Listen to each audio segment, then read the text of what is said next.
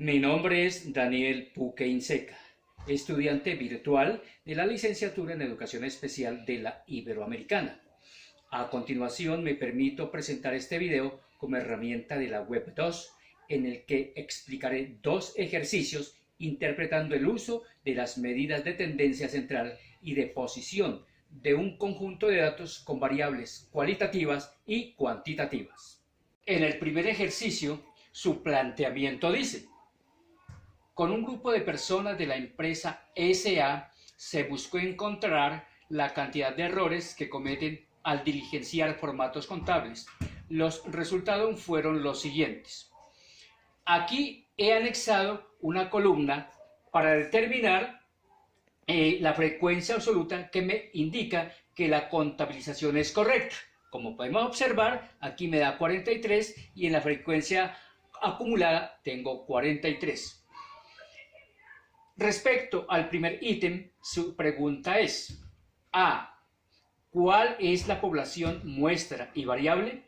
Debo decir que la muestra poblacional es 43 errores cometidos y que la variable que se estudia es una variable cuantitativa de los errores en los formatos contables. Luego, el ítem B me plantea: ¿qué medidas de tendencia central tienen sentido calcular en este caso? Justifique. La medida de tendencia central que tiene sentido calcular es la moda, para identificar cuál es el error más recurrente y tomar correctivos. El ítem C me dice: calcule e interprete las medidas de tendencia central que tengan sentido. Luego entonces, aquí he procedido a hacer la suma de las categorías de datos. Y tenemos entonces que he calculado la suma de la siguiente manera.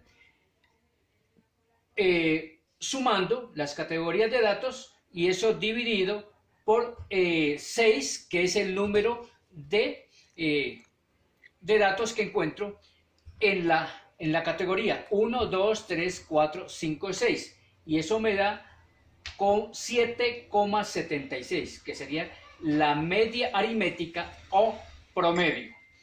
Luego entonces tengo a continuación que la media está aquí. Tengo entonces que la mediana es de 77,16, o que es el promedio de errores contables cometidos. Luego tenemos la moda, que me da 14, que 14 corresponden a los errores cometidos al diligenciar los formatos, y eso equivale a un 32,55%.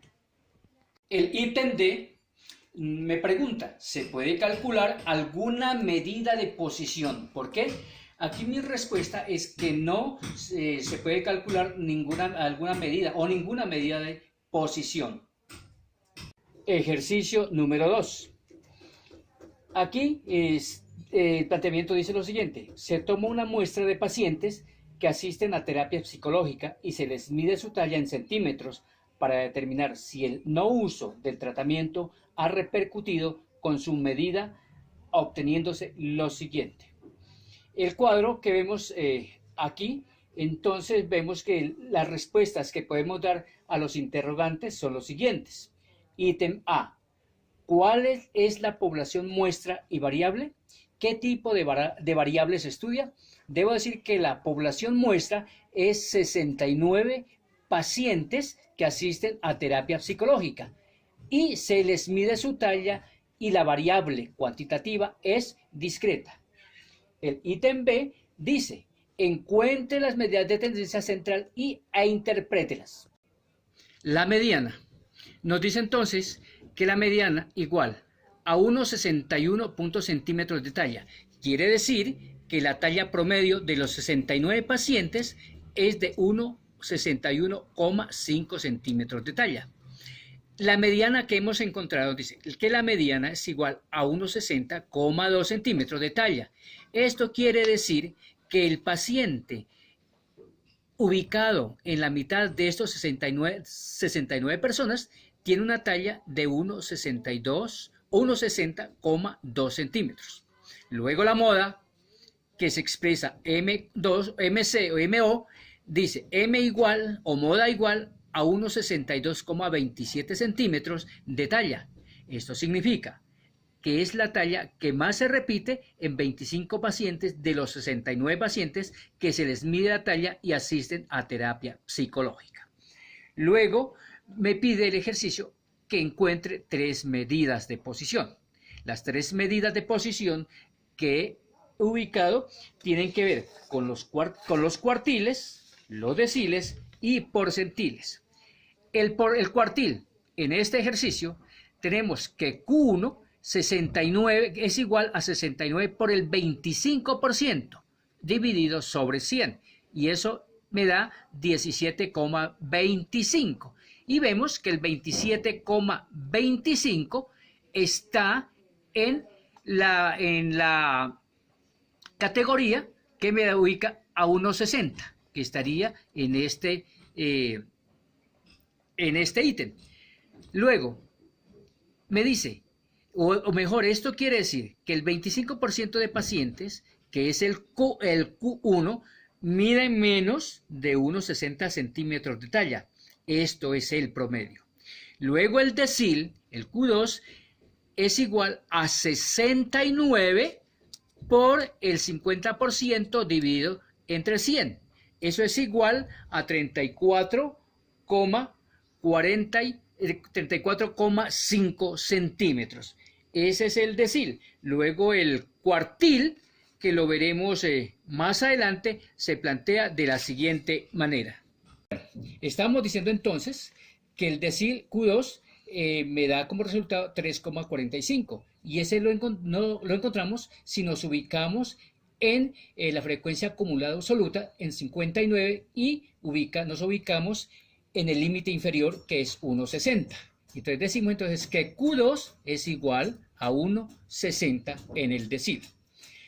¿Qué significa? Que la mitad de pacientes miden menos de 1,60 centímetros y la otra mitad mide más de 1,60 centímetros de talla. Esto es la mediana que encontramos en este ejercicio. Pasamos luego al porcentil. El porcentil Q3 lo realizo de la siguiente manera. La frecuencia acumulada, 69 por 75% dividido entre 100 me da 51,75. Y ese 0,75 lo ubico en la frecuencia absoluta acumulada 67 en el límite inferior 1,70. Es decir, que el porcentil Q3 es igual a 1,70. Nos indica entonces que el 75% de pacientes mide menos de unos 70 centímetros de talla y el otro 25% mide más de unos 70 centímetros. Luego me pide que escriba 3 conclusiones usando los ítems B y C. Debo decir entonces que una de las primeras conclusiones es que de los 69 pacientes, 25 de ellos arrojan datos muy próximos entre la media, la mediana y la moda. Una segunda conclusión de esto o de este segundo ejercicio es que 25 pacientes no usan con frecuencia el tratamiento, por lo que su talla se mantiene en ese promedio. Una tercera conclusión es que en las medidas de posición encontramos que un 25% de pacientes no asiste a las terapias, por lo que su talla está por encima de 1,70.